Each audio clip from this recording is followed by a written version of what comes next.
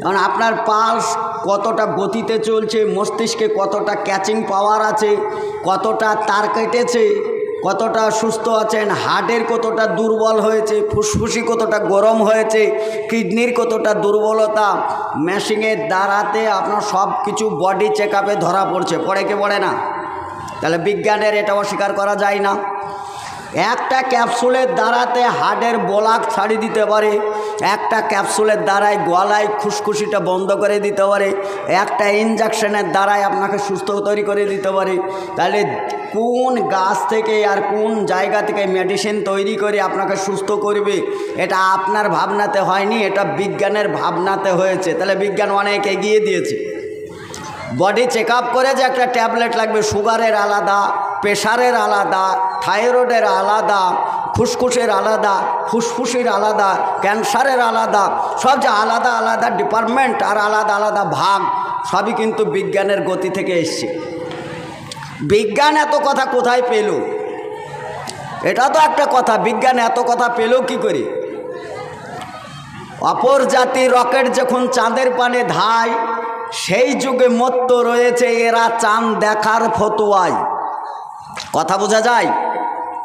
অপর জাতির রকেট যখন চাঁদের পানে ধায়, সেই যুগে মত্ত রয়েছে এরা চাঁদ দেখার ফতোয়ায়।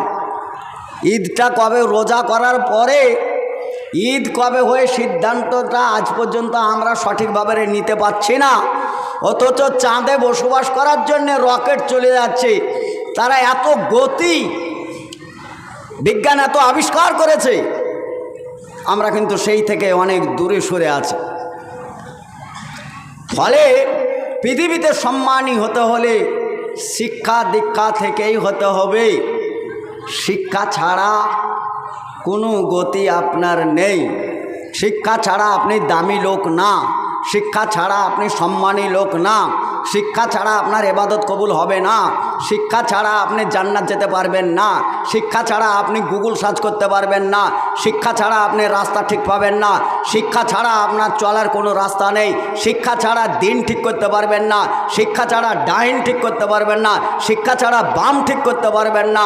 সমস্ত টোটালটা ট্যাকেল করে শিক্ষার ওপর। এর জন্যে প্রথমেই কোরআনের শিক্ষার গুরুত্বটা বেশি দিয়েছে। নামাজের গুরুত্বর চাইতে শিক্ষার গুরুত্বটা অনেক বেশি।